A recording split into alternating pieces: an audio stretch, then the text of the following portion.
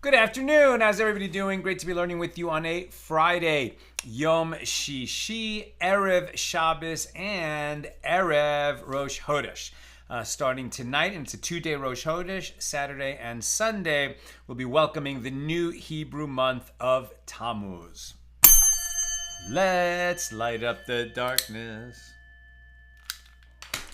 Who's in the house on a Friday? Guy in Ohio, Renee in Indiana, Joe in the Inland Empire, Tom in PA, Ella's in the house, Marjorie in Georgia. Welcome, everybody. Where's Gordo? It's Friday. Where's Gordo from Scotland? He must be coming soon, I hope.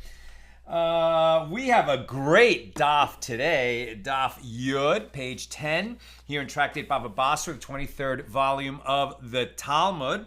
Continuing our discussion of Mishna number 4 here in chapter 1. Very colorful page, including some pretty famous teachings in it. Okay. We picked this up at the very bottom of page 9. Hold on a second. Come on, Facebook. So annoying. We picked this up at the bottom of page 9b. Rabbi Yehoshua ben Levi says, anyone who is accustomed to performing acts of charity merits blessing, and he will have sons who are masters of wisdom, masters of wealth, masters of aggadah. So aggadah, the more colorful stories, narratives, folk wisdom, material that's in the Talmud, as opposed to sort of straight up legal discussion. That's aggadah. So the Gemara explains, right? So one who gives charity, his children will be masters of wisdom, masters of wealth, and masters of aggadah. So now the Gemara explains, masters of wisdom. As it is written, and now we're on page 10a, he who pursues charity and mercy finds life. That's Proverbs 21:21. And with regard to wisdom, it is written, he who finds me, meaning wisdom, finds life. Right? So when we read in the Torah, or in the Tanakh, in the Bible, that something receives the gift of life, we can make this connection, and it's like receiving the gift of wisdom. Why would somebody who gives charity have children who are masters of wealth? Masters of wealth, as it is written, he who pursues charity and mercy finds charity, meaning he will be given. We saw this yesterday. It's not that he will need charity and people will give him charity. Rather, it means that he will have the means to give charity, right? One who's accustomed to give to charity will be provided with the means to continue and even increase his charitable giving. And masters of aggadah, as it is written, he who pursues charity and mercy finds honor. So why would we liken honor to someone who is a master of aggadah? It is written honor and honor. And how do we know that this refers to masters of aggadah? It is written here honor, and it is written there, Proverbs 3:35, the wise shall inherit honor. The wise shall inherit honor. So what does this mean? Why does this refer to aggadah? And in the note, it's so interesting. It says that Torah scholars are considered to be, masters of halacha, masters of Talmudic wisdom, let's say, are even considered higher than masters of aggadah, right? So the great scholars who are able to read the Torah and read the oral and understand and grasp the oral tradition and paskin, right? Meaning that they can say what is a mitzvah, what is not, what is prohibited, what is not, what are we obligated to do, what are we not obligated to do. In other words, what is the halacha? What does Jewish law say about a particular situation? A person who is a master of halacha, master of Jewish law, that's the highest, right? And then a notch down would be somebody who's a master storyteller. Now, he's going to inspire people, and he's going to be able to make the Talmud relatable. He's going to be able to do all kinds of stuff, bringing down that it's a little bit easier, right, to get people engaged in a discussion of great stories from the Bible and what is the inspirational takeaway message from a particular story in the Bible. But that's, within the realm of the Torah scholars, somebody who's able to tell a great story and inspire people. It's fantastic. It's amazing. But it's not quite as high as somebody who has the incredible perception and analysis and grasp of all Torah law and who can give legal rulings. Nevertheless, because it's easier to get engaged with the aggadah, very often the people accord more honor to the masters of aggadah than to the masters of Torah law, and that's why honor is associated with the masters of aggadah. New subject. It is taught in a baraisa that Rabbi Meir would say an opponent may bring an argument against you and say to you, if your God loves the poor, for what reason does he not support them himself? Right, now, this is the kind of argument that people of faith often encounter from the so-called rational, wise, big thinkers, who don't fall prey to these, superstitions that religious people need because they're so simple-minded, right? Anyone who's been with us on this journey has already seen the incredible nuance, depth, and analytical thinking that we find in these pages. But the mockers and scoffers will always be quick to try to poke fun at people of faith. And one of their scurrilous attacks is, well, if your God says that, the poor are wonderful people and that they should be taken care of and you should take care of the poor, well, if your God is infinite, why doesn't he take care of the poor? If he loves them so much, why does he allow there to be poor people? Why isn't there some kind of, miraculous, almost like when you have hamsters in a cage and they've got that bottle with the little dripper, right, with a little bit of sugar water. And so, why doesn't God provide, this miraculous feeder so that the poor will, maybe they'll be poor, but they'll have what they need? Why doesn't God take care of the poor? Is the challenge that a wicked person would level at a Torah scholar or any person of faith. If your God loves the poor, for what reason does he not support them himself? In such a case, say to him, right, say to the scoffer, he commands us to act as his agents in sustaining the poor, so that through them we will be credited with the performance of mitzvahs and therefore be saved from the judgment of Gehenna. In other words, God's got a beautiful system all arranged. You're exactly right. God does love the poor, and God makes sure that they are sustained. And how does God do that? Through us, right? Through us. He gives us free will, but he arranges this opportunity for us to sustain the poor. And because we have free will and we do it of our own volition, therefore that those deeds of charity are counted as righteousness for us, offsets our shortcomings, the times we are weak and give in to our impulses. And this is a great merit for us to take care of the poor. And that's the system that God has set up. And this is the question that Turnus Rufus the Wicked asked Rabbi Akiva. So this Turnus Rufus the Wicked, let me just read you this note about him. This is the appellation assigned to the Roman consul Quintus Turnus Rufus, who ruled Judea during the Bar Kokhba revolt. Right, so that's around the year 135 of the Common Era. And this was a revolt that was intermittently going on against the Roman oppression. And this was the final one, because when the Jews sort of rallied around this leader and, wannabe Messiah, Bar Kokhba, who was in fact not the Messiah, and they rose up against Rome, it was sort of like the last straw for the Romans, and they decided to crush this Judean revolution once and for all, and it was a disaster, unmitigated disaster for the Jewish people. There's different estimates, but some say that as many as 1 million Jews were massacred in that uprising at a time when the population wasn't so large. 1 million was a lot. And they salted the earth, and they just leveled the Temple Mount, right? Already the ruins of the temple, the temple had been destroyed in the year 70, but the ruins were still there.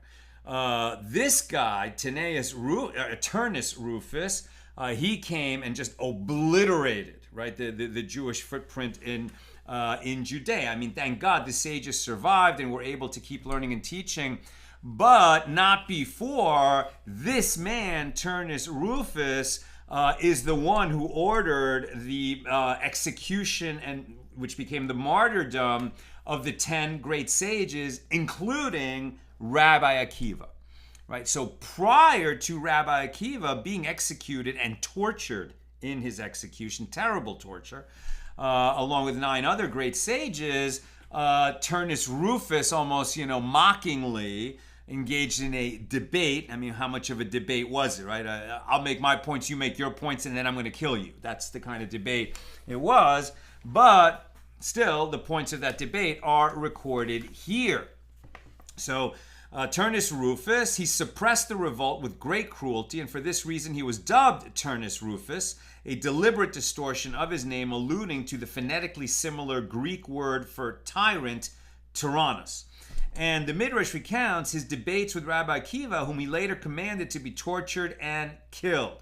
And Tractate Tinus reports that Turnus Rufus ordered that the Temple Mount be plowed over to show its complete destruction. So that's who we're talking about here.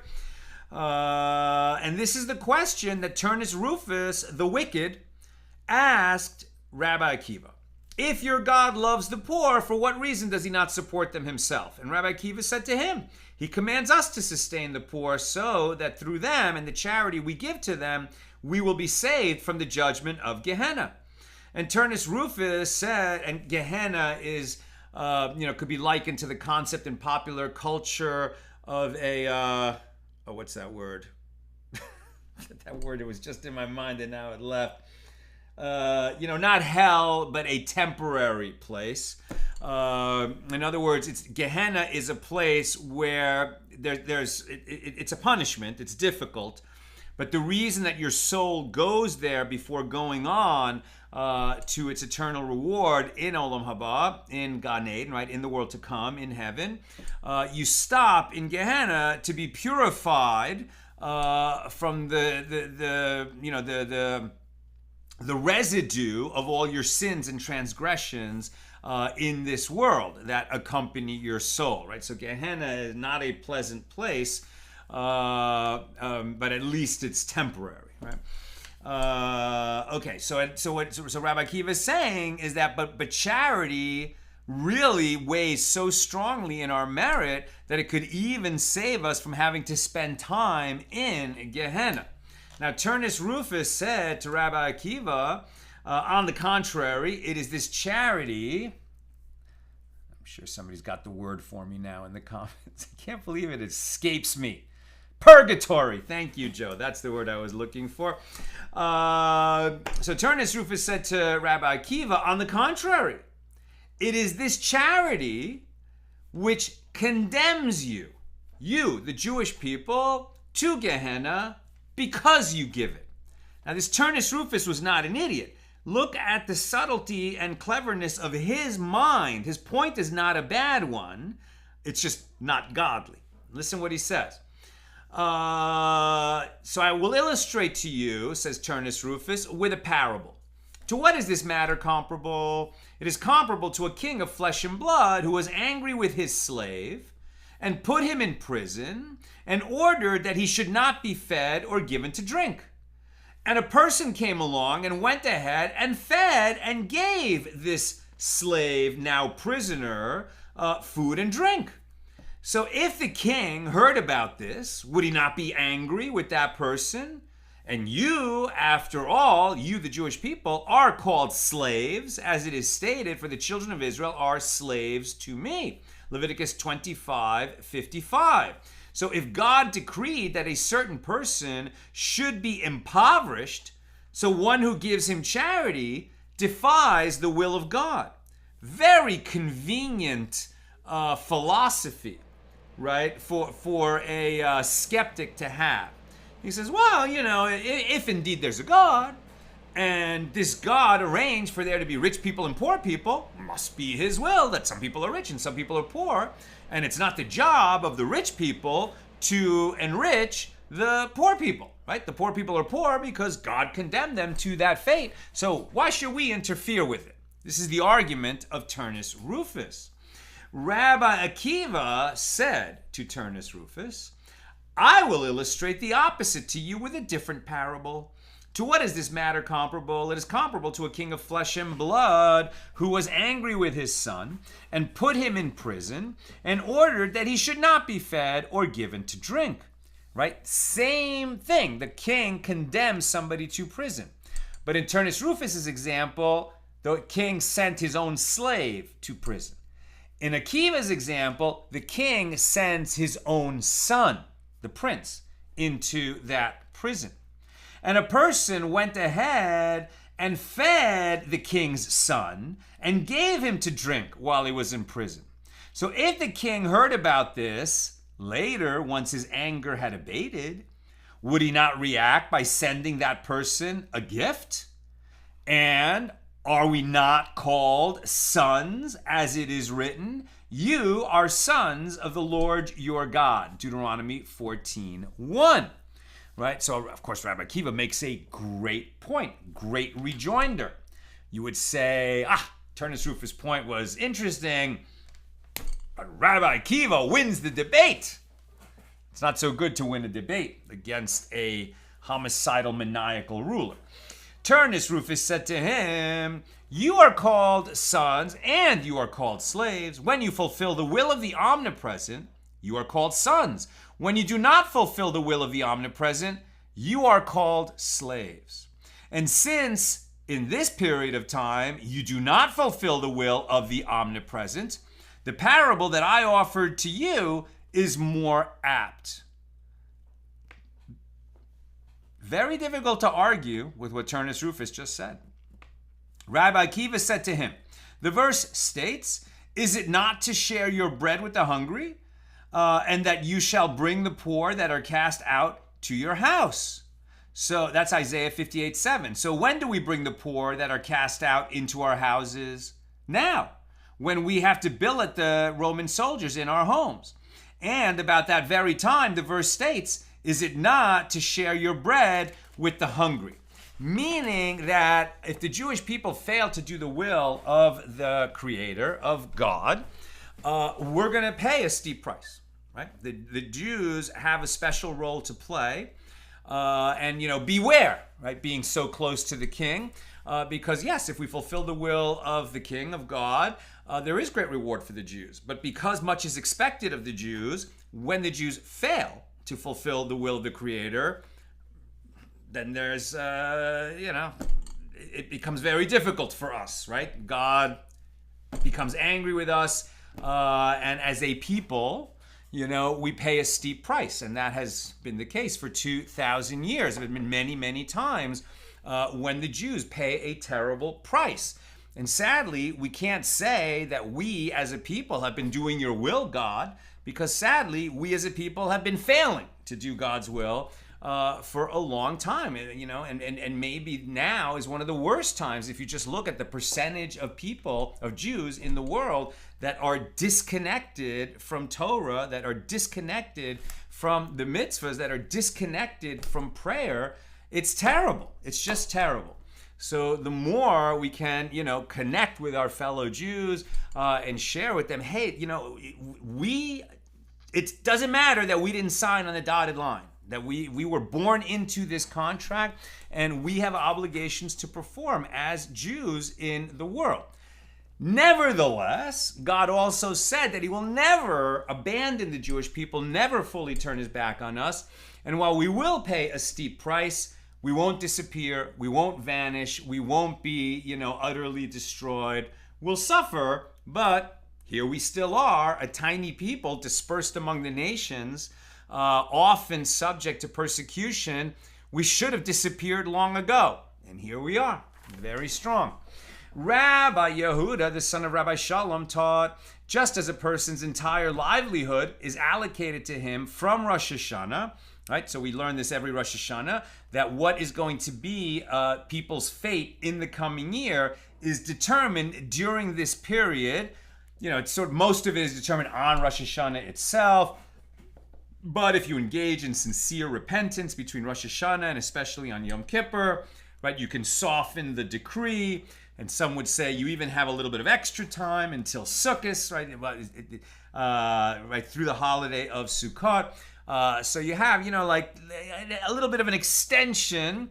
But for the most part, a person's fate for the coming year, will they live? Will they die? Will they be healthy? Will they fall ill? Will they have calamity in their lives? Will they not have calamity in their lives? And what kind of a parnasa, what kind of a livelihood, how much money will come to them in the coming year? This is all determined in this period around Rosh Hashanah. Right? So Rabbi Yehuda, the son of Rabbi Shalom, taught, just as a person's entire livelihood is allocated to him from Rosh Hashanah, when God issues his judgments for the entire year, so too are a person's monetary losses allocated to him from Rosh Hashanah. So if one merits, the following verse is applied to him. You shall share your bread with the hungry, i.e., he will spend the sum allocated to him on gifts of charity. And if he does not merit, the following verse is applied to him. You shall bring the poor that are cast out to your house, i.e., he will be compelled by the government to billet soldiers in his house and feed them against his will. Right? It's like it's allocated to you. Right? That over the coming year, you're going to receive so much money and you're going to, outflow. Whether you're spending it or giving away, there's a certain amount of money that's going to leave your domain over the coming year. So the more of what's predetermined for the coming year to leave your wallet, leave your account, the more of that you give to charity, the better, right? Because charity is always counted as righteousness for us. It's an interesting way to think about it, right? You're going to lose this much money anyway. If you lose it by giving it to charity, you haven't really lost it at all, right? Because that is a merit that stays with you. And it is like this incident involving the nephews of Rabban Yochanan ben Zakkai, who once saw in a dream that his nephews were destined to lose 700 dinars over the course of the year. He encouraged them and took money from them for charity. right? In other words, here it's just sort of a little understated, but elsewhere the story is told a little bit with, more descriptively. And it's like Rabban Yochanan ben Zakkai said to these nephews, you got to give, you got to give, you got to give. He was just on them, nagging them to give more to charity. And he just kept pressing them for it. And so by the end of the year, they were destined to lose 700. And between whatever expenses they had, plus this extreme amount of giving that their uncle was pressing on them, they had given away all but 17 of those 700 dinars. And when Yom Kippur Eve arrived, the government sent messengers who came and took the remaining 17 dinars. So Rabban Yochanan ben Zakkai said to them, do not fear that they will take even more from you. They took from you the 17 dinars that were still with you. And the nephews said to him, how did you know? And Rabban Yochanan ben Zakkai said to them, I saw in a dream about you. And he related his dream to them. And they said to him, and why did you not tell us about the dream? Then we would have given it away. It wouldn't have been wouldn't have been so torturous to us to give away so much money. And Rabban Yochanan ben Zakkai said to them, I said to myself, it is better that they perform a mitzvah for its own sake. Had you known from the start that you were fated to lose that amount of money, the mitzvah would not have been performed purely for its own sake.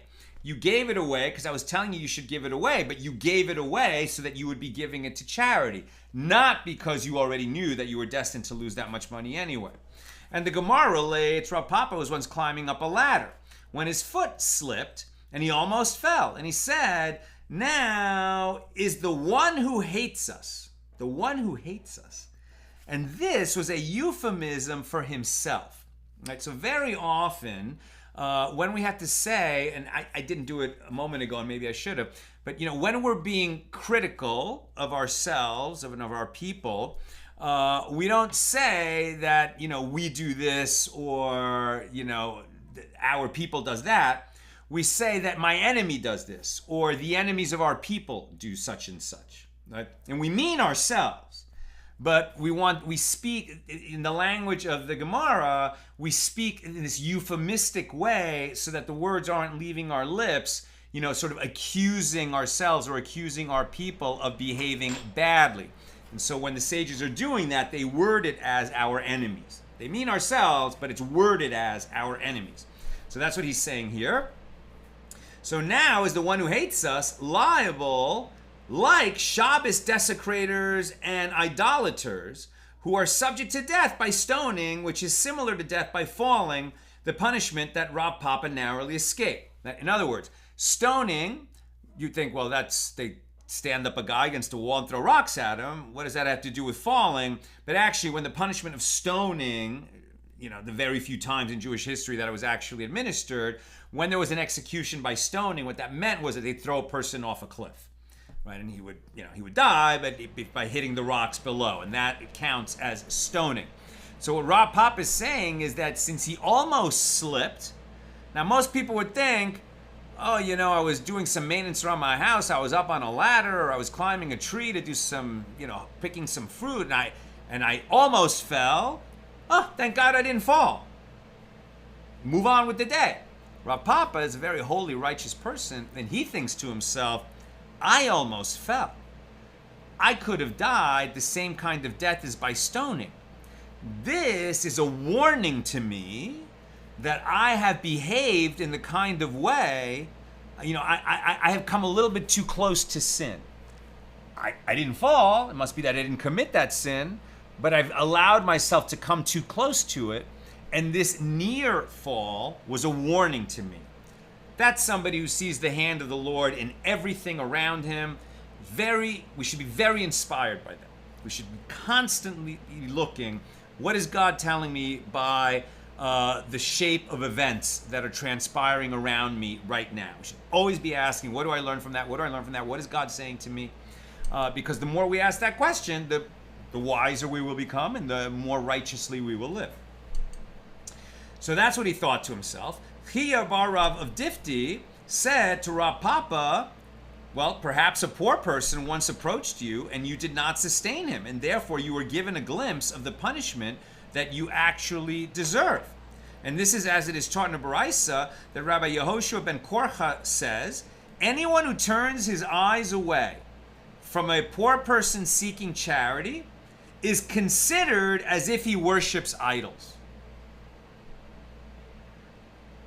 Look the other way. You don't want to be bothered because here comes a homeless person asking for money. And when you look the other way and walk past them, this is likened to idolatry, one of the cardinal sins on the level of murder and rape. From where is this derived? It is written here, Deuteronomy 15:9, beware that there be not a base thought in your heart, and your eye be evil against your poor brother, and you give him nothing. And it is written there, certain base men have gone out and have drawn away the inhabitants of their cities, saying, let us go and serve other gods. So just as there the base men sin with idolatry, so too here the base thought is treated like idolatry. And it is taught in a Baraisa that Rabbi Lazar, the son of Rabbi Yosei, said, all acts of charity and kindness that Jews perform in this world make great peace and are great intercessors between the Jewish people and their Father in heaven. As it is stated, so said the Lord, enter not into a house of mourning, neither go to lament nor bemoan them, for I've taken away my peace from this people, says the Lord, both kindness and mercy. Jeremiah 16:5. Kindness, this is referring to acts of kindness. Mercy, this is referring to acts of charity. And this indicates that when there is kindness and mercy, God is at peace with his people. Now this should actually give us some consolation and hope. As I mentioned earlier, it's just terrifying that so many Jews right now in the world are disconnected from Torah, from the tradition. But we also have a teaching that the heart of a Jew is compassionate by nature. And we see, just statistics show that the Jewish people is way above average, way above average, no matter what their, Judaism profile is. The fact is Jews sort of punch above their weight when it comes to giving charity. Jews are just very big charity givers. And so we learn from here that, at least that will protect and sustain the Jews. The more charity the Jews are giving as individuals and as a people, right, the safer they are in the world. And by the way, the safer the world is. Now, it is taught in a Baraisa that Rabbi Yehuda says, great is charity in that it advances the redemption. So the redemption, that's the coming of Mashiach, of the Messiah, the Messianic age. So giving a lot to charity hastens the coming of the Messiah. As it is stated, so said the Lord, uphold justice and do charity, for my salvation is near to come, and my righteousness to be revealed. Isaiah 56:1. And he would say, 10 strong entities were created in the world, one stronger than the other. Now listen closely. A mountain is strong, but iron, which is stronger, cleaves it, right? A steel pick can, shatter rock. Iron is strong, but fire melts it. Fire is strong, but water extinguishes it. Water is strong, but clouds bear it. Clouds are strong, but wind disperses them. Wind is strong, but the human body withstands it. The human body is strong, but fear breaks it. Fear is strong, but wine dispels it. Wine is strong, but sleep drives it off.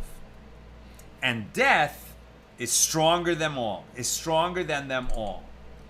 Okay, that makes perfect sense. Death is stronger than them all, no matter what this hierarchy of strength is. Once a person dies, he's out of the loop, out of the picture. And yet, as certain as death is, and as strong and final as death is, there is one thing that is stronger than death, one thing that can conquer death. And whenever you've heard any story or somebody says, I sought to conquer death, You know this person's heading for a downfall, but there is something stronger than death. And what is that? Charity. Charity saves a person from death, as it is written, and charity delivers from death. Does that mean that somebody who's always giving charity will not die, will become immortal? Of course not. But, as we'll see, charity might extend your life, and it will definitely elevate your portion in the world to come, the next world, which is not a finite mortal world like this world, but the eternal world of the Spirit, to which we're all headed, God willing. Rabbi Dostai, the son of Rabbi Yanai, taught, come and see that the attribute of the Holy One, blessed be He, is not like the attribute of flesh and blood. An illustration of the attribute of flesh and blood is that when a person brings a great gift to the king, it is uncertain whether the king will accept it from him or whether the king will not accept it from him. And if you say that the king will accept it from him, it is still uncertain whether the person who brought the gift will eventually see the face of the king or will he not see the face of the king. But the Holy One, blessed be He, does not act in this way. Even when a person gives a mere peruta, a penny, to a poor person, he merits to receive the divine presence. As it is stated, as for me, I will behold your face through charity. I will be satisfied when I awake with your likeness. Right? The likeness of God, meaning experiencing the presence of the Lord. And it was related that Rabbi Elazar would first give a peruta to a poor person, and only then would he pray. And he wouldn't even allow himself to pray, which he took prayer very seriously, but he would not begin his prayer until he had given some charity. And he said, as it is written in the same verse, I will behold your face through charity. And the Gemara asks, what is the meaning of that which is written? I will be satisfied when I awake with your likeness. Rav Nachman Bar Yitzchak says, these are Torah scholars who in pursuit of their studies banish sleep from their eyes in this world, and the Holy One, blessed be He, satiates them with the radiance of the divine presence in the world to come. Rabbi Yochanan says, what is the meaning of that which is written? He that graciously gives to the poor makes a loan to the Lord, and that which he has given, He, meaning God, will pay him back. Proverbs 19:17.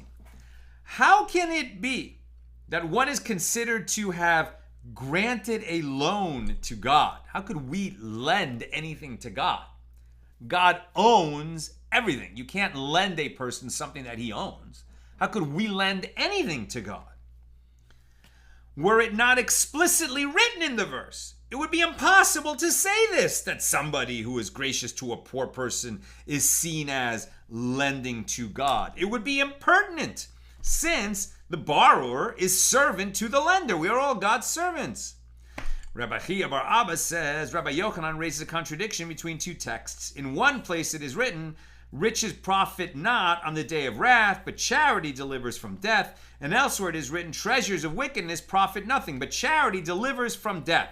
So why is it necessary to have these two verses about charity, that it delivers from death? And Rabbi Akiva bar Abba continues, one verse serves to teach that charity delivers from an unnatural death in this world, and the other verse serves to teach that charity delivers from the judgment of Gehenna in the world to come. You will live longer in this world, less subject to, an accidental premature death, and you will have an elevated place in the world to come if you are consistent and dedicated and meticulous about giving charity. It will stand you well in this world. It will stand you well in the world to come.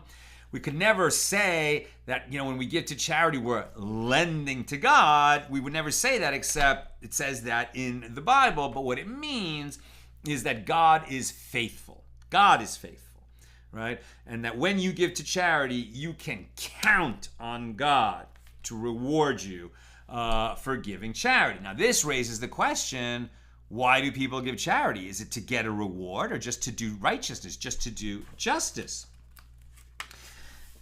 And which type of charity is it that delivers from an unnatural death? Now we're on page 10b. It is the type in which one gives the charity without knowing to whom he gave it, and the other one takes it without knowing from whom he took it. That's the highest form of charity. You give it anonymously, and the person who receives it doesn't know, no one knows that you gave it, and the one who gets it doesn't know from whom it came. And the Gemara explains, one gives it without knowing to whom he gave it. This serves to exclude the practice of Mar Ukva, who would personally give charity to poor people without their knowing that he was the donor, but he knew who he was given to. And the other one takes it without knowing from whom he took it. This serves to exclude the practice of Rabbi Abba, who would render his money ownerless so that poor people would come and take it without his knowing whom he helped, although they would know from whom the money came. And the Gemara asks, rather, how then should one act to conceal his own identity and also remain ignorant of the identities of the recipients? And the Gemara answers, the best method is to put the money into the charity purse. You give to a charity that you can trust. They don't announce who they got it from, and then they pick the recipients to give it to. The Gemara raises an objection from that which is taught in a Baraisa. What should a person do to have male offspring? And Rabbi Eliezer says he should distribute his money liberally among the poor. Rabbi Yehoshua says he should gladden his wife before engaging in the mitzvah of marital relations. Right? You should talk and make nice. Rabbi Eliezer ben Yaakov says a person should not donate a peruta to the charity purse unless a great and trusted individual like Rabbi Hanania ben Teradion is appointed to be a supervisor over it. And this seems to indicate that putting money into the charity box is not always preferred. And the Gemara answers, when we say that putting money into a charity box is the preferred way to give charity, this is referring to when a man like Rabbi Hanani ben Teradion is appointed supervisor over it, right? So you should pick a charity that is fully trustworthy and then give to that charity. The Gemara discusses other matters concerning charity. Rabbi Abahu says, Moses said before the Holy One, blessed be he, master of the universe, with what shall the horn of Israel be exalted? And God said to him, with the passage of when you raise, i.e., Israel will be exalted by the way of the donations and charity that they will give. As it is stated, when you raise the heads of the children of Israel, then shall they give. Right? So it's like a crown of glory upon you and upon your people when you give to charity. And Rabbi Bahu says, they asked King Solomon, the son of David, how far does the power of charity extend? And King Solomon said to them, go out and see what my father David explained. He has distributed freely. He has given to the poor. His righteousness endures forever. His horn shall be exalted with honor. Psalm 112, verse 9. Rabbi Abba said it is derived from here how far the power of charity extends. He shall dwell on high. His place of defense shall be the fortress of rocks. His bread shall be given, his water shall be sure. Isaiah 33, verse 16. What is the reason that this person, he shall dwell on high, his place of defense shall be the fortress of rocks? Because his bread shall be given to the poor, and his water shall be sure, i.e., it shall be given faithfully, and he can be trusted in the matter. Like this is a person who gives faithfully, religiously, so to speak, and he can count on God to reward him for that. And Rabbi Bahu says, they asked King Solomon, who is one who is destined for the world to come? And King Solomon said to them, all those about whom it is stated, and before his elders will be his glory. Isaiah 24:23. And this is referring to those who are honored in this world due to their wisdom. And this is like the incident involving Yosef, the son of Rabbi Yehoshua, who became ill, and he fainted. And when he returned to good health, his father said to him, what did you see when you were not conscious? Okay, so this, I just want to make sure the screen is giving me the readout. Okay, this is a very famous story in the Talmud. I mean, it's very short, so I didn't make today a key daf, but this little incident that I'm about to read, very famous, important sugya, important teaching here in the Talmud that is cited all the time, and it's a great one for us to remember. And so remember this story, right? So Yosef, the son of Rabbi Yehoshua, became ill, and he passed out. And when he returned to good health, his father said to him, what did you see when you were not conscious? Now, he was really sick. In other words, he had a near-death experience.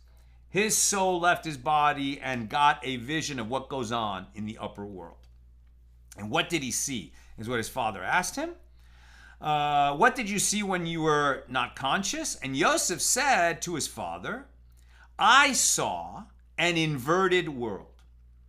Those above, i.e. those who are considered important in this world, were below, insignificant.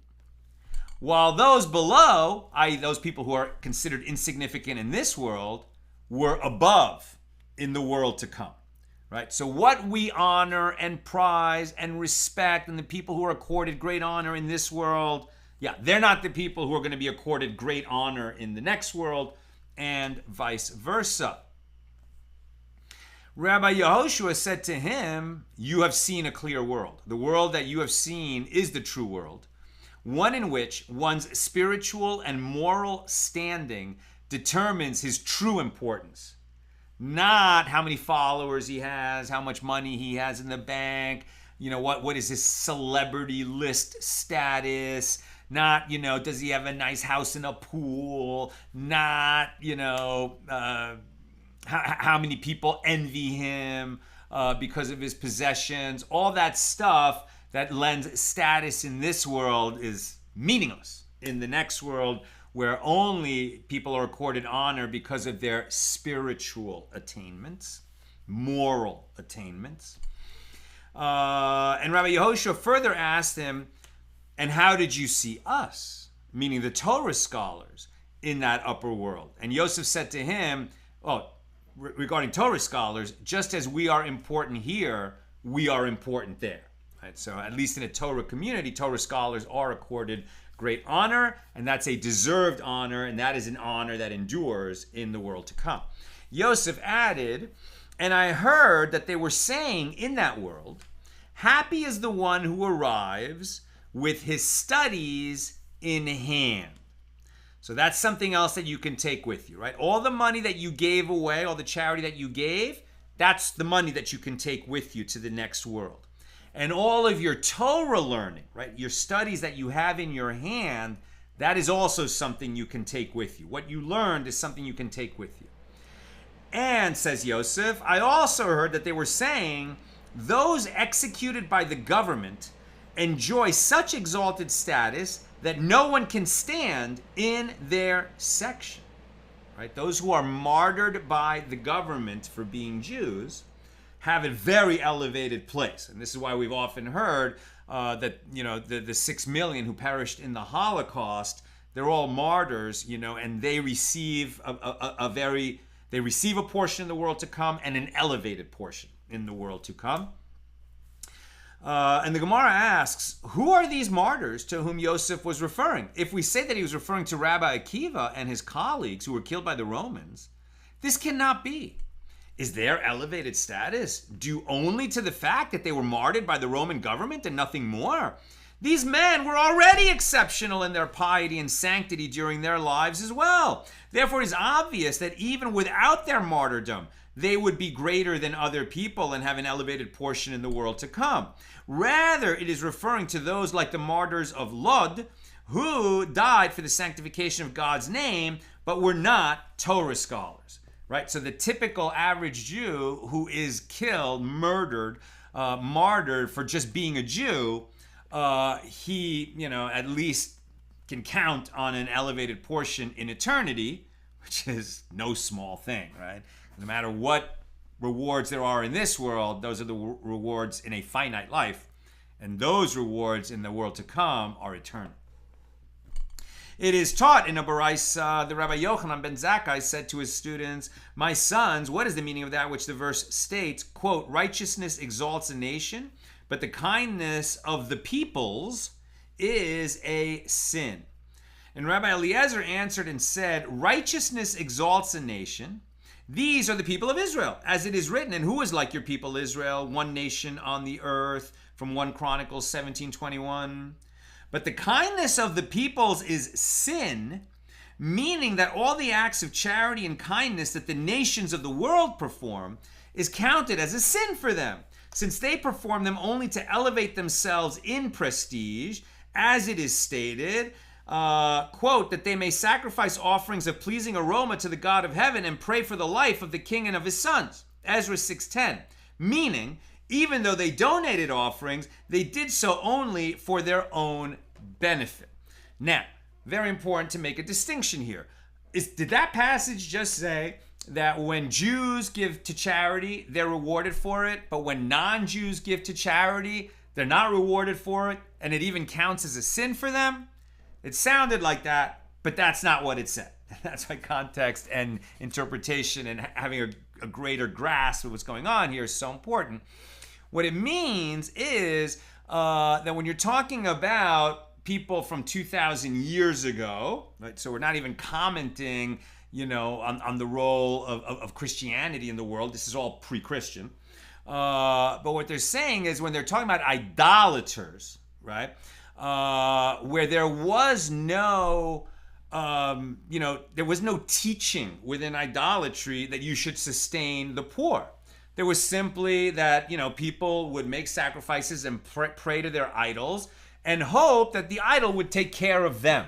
And they didn't derive from that religion that they had an obligation to sustain other people. And if they did give to charity, it was only within the context of that idolatrous relationship between themselves and their idol that said, well, like if you reward me, I'll give something to the poor. Because I guess they had a moral instinct that would be a good thing to do, but it was not within any kind of Torah context, right? So even though they were doing the right thing, it was definitely for the wrong reason. Now we do have the teaching elsewhere that, well, actually, if a Jew gives to charity and he's doing it so that other people think he's a big macher who's to be respected, it still counts as righteousness for him because the poor person who receives the charity could care less what the giver expected to get out of that. The poor person who receives the charity is now eating, now has a coat on his back, now has a roof over his head. So it's still good.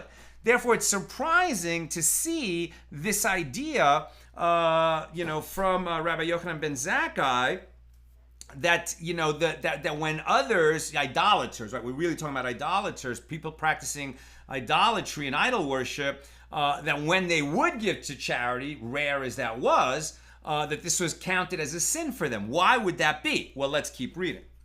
The Gemara asks, and if one acts this way, is it not full-fledged charity? In other words, if you're giving just for your own reasons, for your own benefit, it is still a charity to the one who receives it. But isn't it taught in a Baraisa that one who says, I am contributing this selah to charity so that my sons will live? Or if he says, I am performing this mitzvah so that I will merit a share in the world to come, that this person is a full-fledged righteous person as far as that mitzvah is concerned, even though he has his own welfare in mind.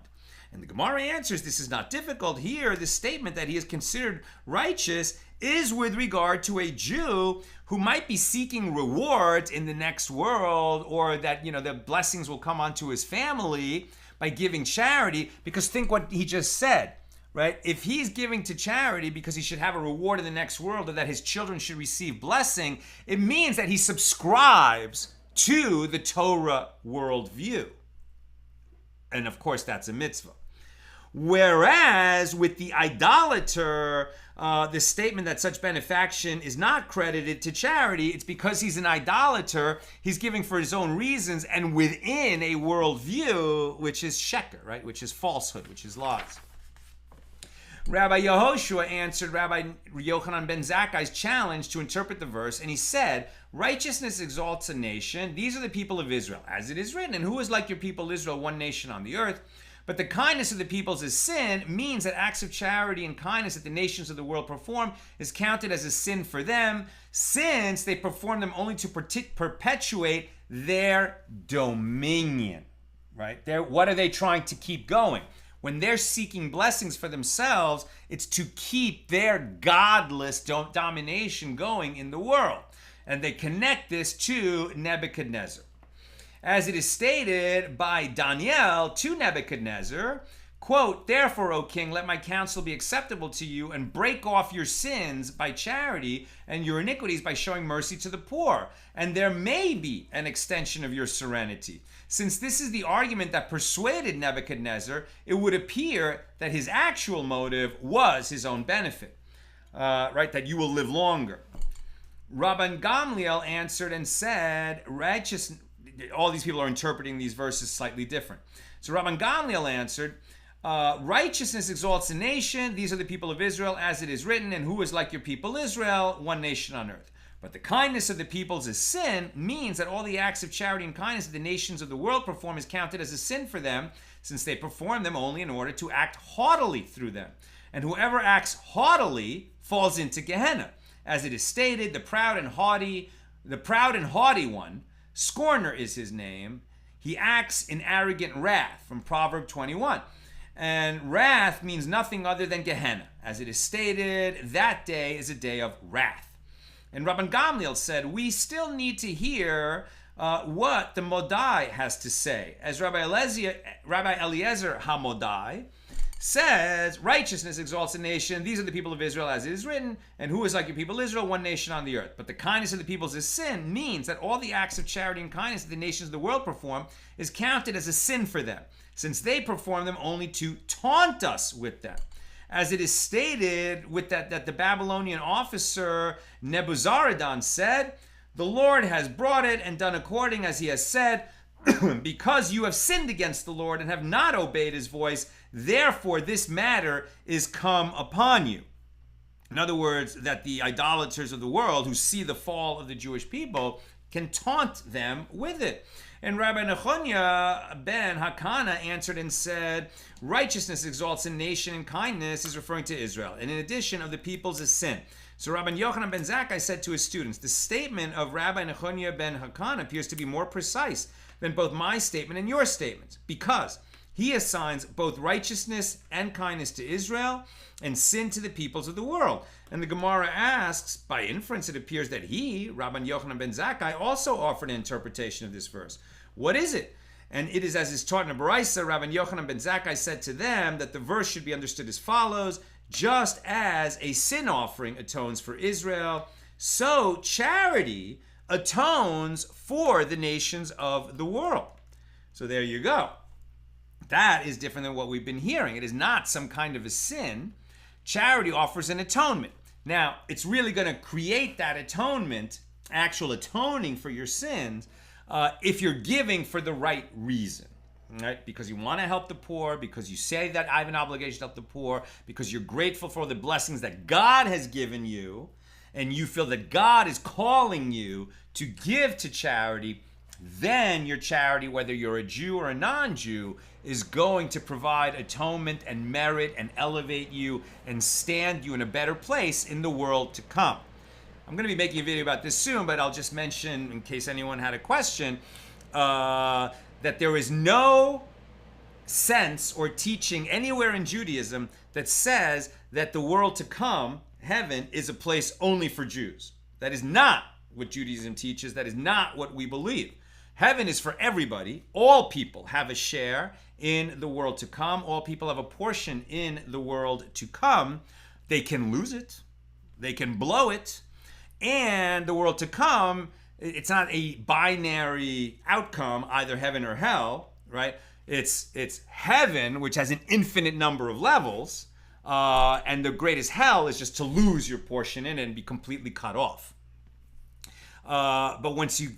But to get in, everyone has the possibility of getting in, and then what level you have in that place, depends on your deeds in this world. Now, what's fascinating is that your portion in the world to come is not fixed, finalized when you die and go to that place.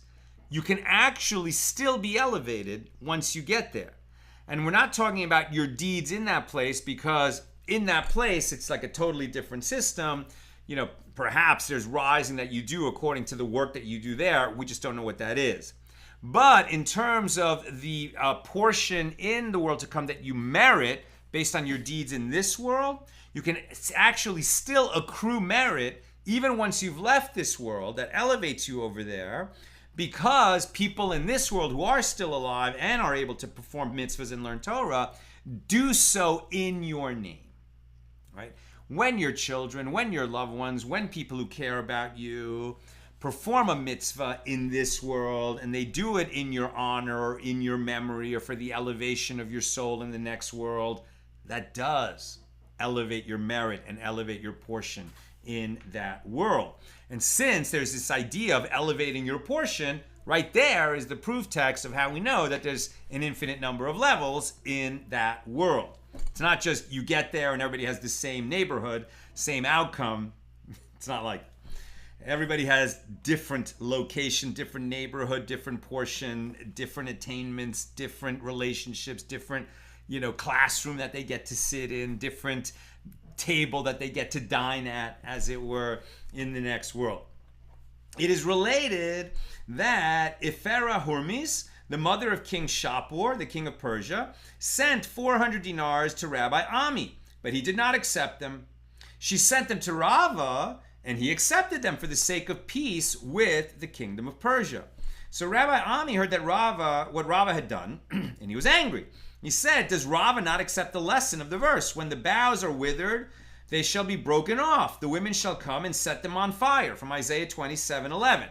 What this verse means is that when righteousness has ceased from a particular nation, it is time for its citizens to be punished. And therefore, we should not help them perform any meritorious deeds which would delay their punishment. If you think about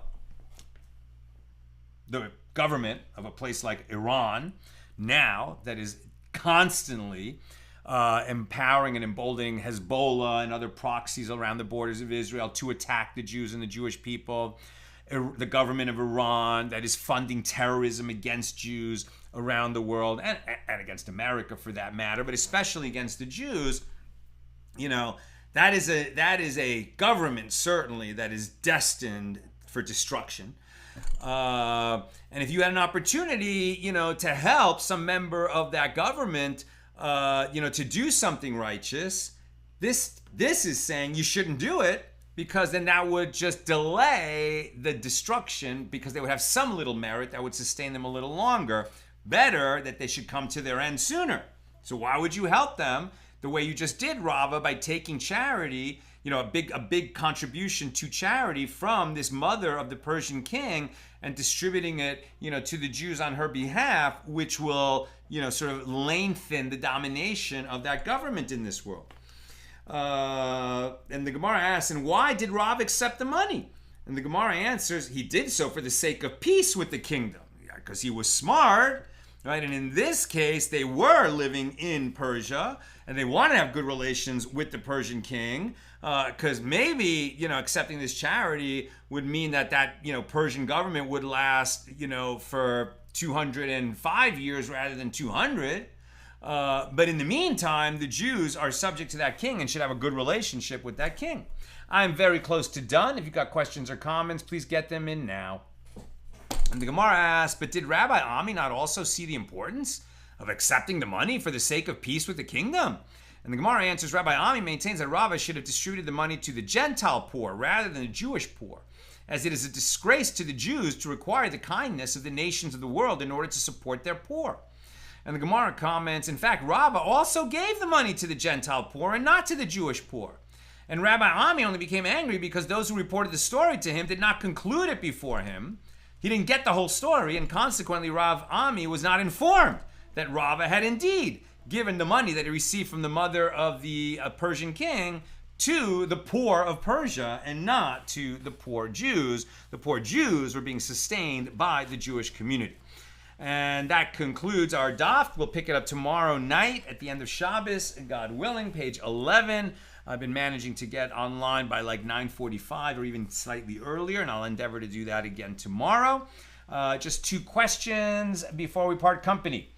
Tom Beck, is another word for a master of aggadah a magid? Yeah, I think it's the same root and same idea. I don't know if we use the word magid in the Gemara. We more typically hear that associated with Hasidic Judaism, right? There was the Magid of Mezrich. But it's that idea. I mean, when we talk about the Magid of Mezrich or a Magid in the Hasidic world, they're also great, great rabbis. Very learned, in halacha also. But that they have a particular gift and specialty for telling stories and, conjuring the minds of their listeners a whole world and able to move them emotionally so that they will build and make a stronger connection with Torah, with God, etc. Melanie Alkov, that's a new name. Welcome, Melanie. Many times when I went on a trip, one of my rabbis at the Hebrew Academy would give me $1 to give to charity in the place I was going, right? And that is a wonderful teaching that we learn elsewhere, that one who is engaged in the performance of a mitzvah has an added level of protection. So when you have a friend going on a trip, you give them $1 and say, please give it to the poor when you get there. So what have you done? You've made that person your agent in performing this act of charity. Therefore, they will enjoy some extra protection, throughout the mission, right? So they've just received the money. They won't be able to fulfill the mission until they deliver that $1 to charity at the other end of the trip. But this adds to their level of protection throughout that. And, the idea of traveling is always a little bit dangerous. This adds some extra protection to someone who is traveling. That's what I've got for us today. And with God's help, we'll be together again tomorrow night. Good job.